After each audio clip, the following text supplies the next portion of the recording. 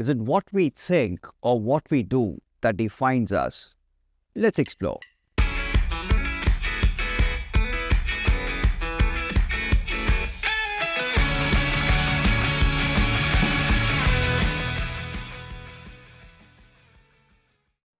In today's episode, I intend to discuss previous year's questions as a lot of you have requested me to do so, and I plan to discuss 2024 quotation of Kant, and the quote reads somewhat like this. In law, a man is guilty when he violates the rights of others.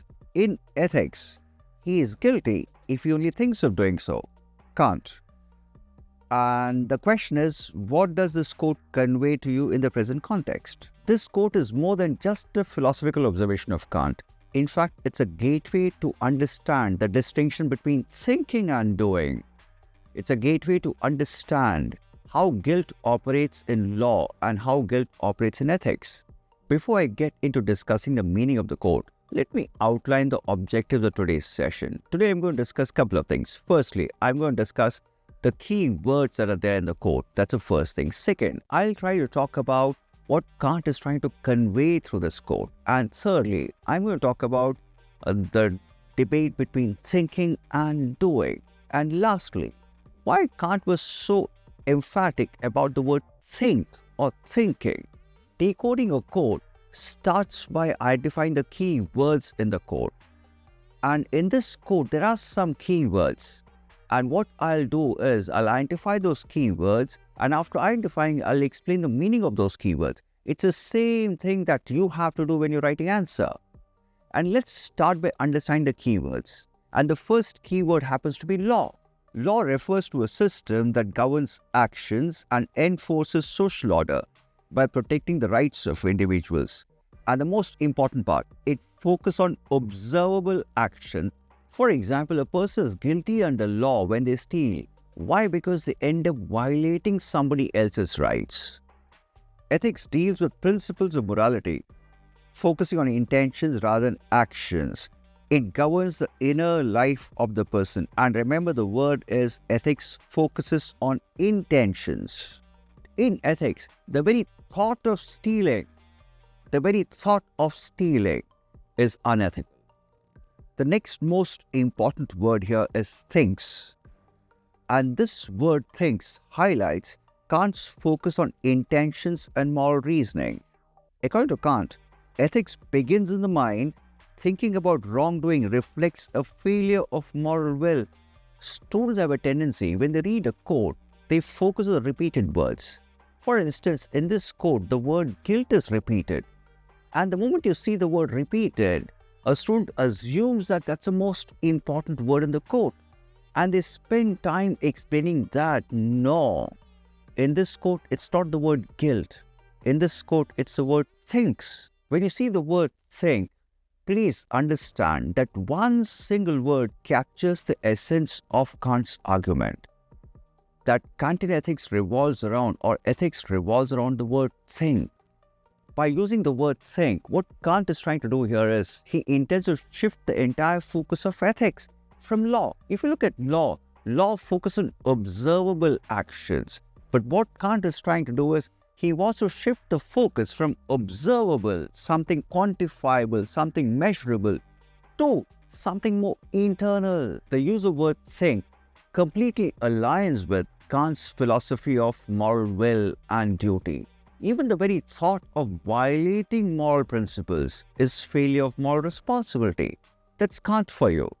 Now that we've identified the key words, now let's move on to understand what is Kant trying to convey through this quote. The first thing and the most obvious thing that Kant is trying to convey to us is the difference between the domain of ethics and the domain of law.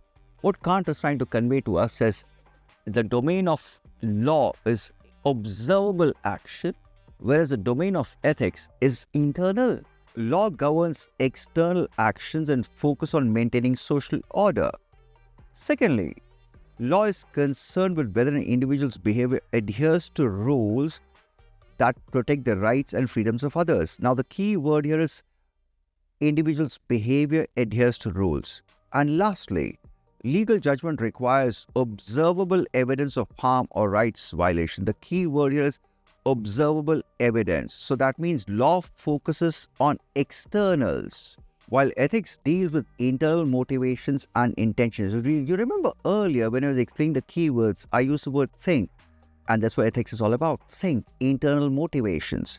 Secondly, ethics evaluates whether an individual's thoughts, decisions, and actions align with moral principles, regardless of whether they result in observable consequences. Thirdly, ethical judgment focuses on inner alignment of one's will with universal moral laws. In short, what Kant is trying to convey to us is law deals with externals, observable actions, while ethics deals with something internal. It deals with your thinking. This is my favorite part of Kant's quote. Now, what Kant is trying to convey to us here is the big difference between thinking, that is intentions, and actions, that is doing. And thinking and doing, or thinking versus doing, is one of the biggest debates in philosophy.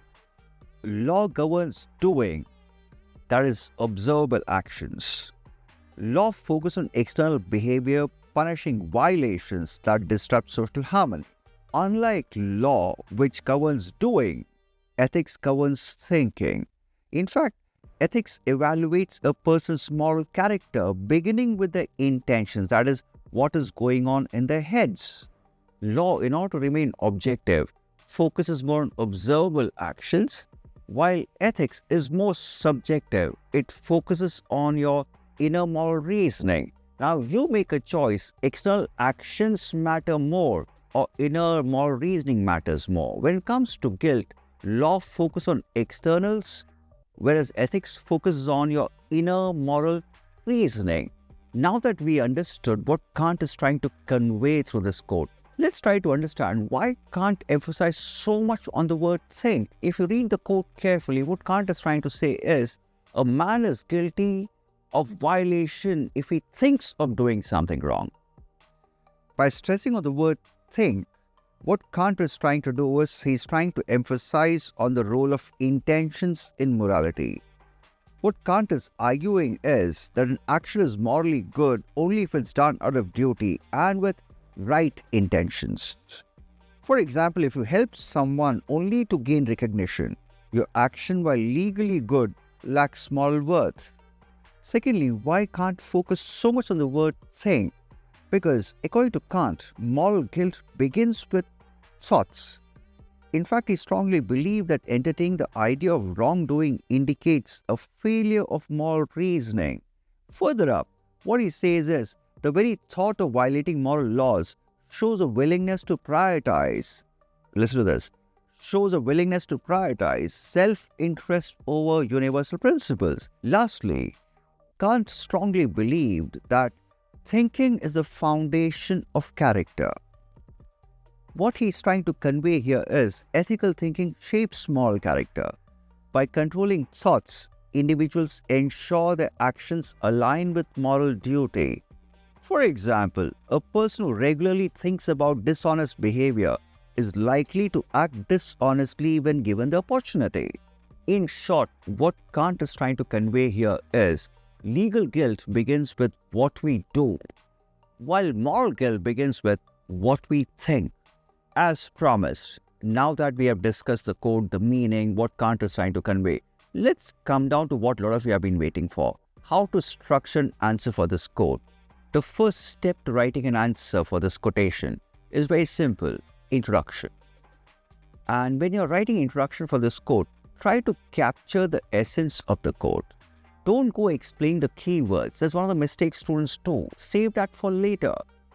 Here, just mention what the quote's key message is. And the key message of this quote is this: Kant is trying to convey the difference between guilt in law and guilt in ethics. Now comes the second paragraph after introduction. Now this is where the body comes in. And what you do here is explain all the key words. And for this, you can go back to my beginning of my lecture where I explained all the key words. After explaining the key words, try to write what Kant is trying to convey here. And for that also, you can refer to the earlier part of my session. what Kant is trying to convey, the distinction between thinking and doing, the distinction between law and ethics. Now, the next part of your answer happens to be in the body itself. You explain the keywords, you explain what Kant is trying to convey. Now, the last part, you have to apply and show to the examiner that you understand the difference between thinking and doing in the present day context. For example, the very thought of writing a hateful post is unethical if you go by Kantian ethics. You don't have to commit the act of posting something hateful. The very thought of it is wrong.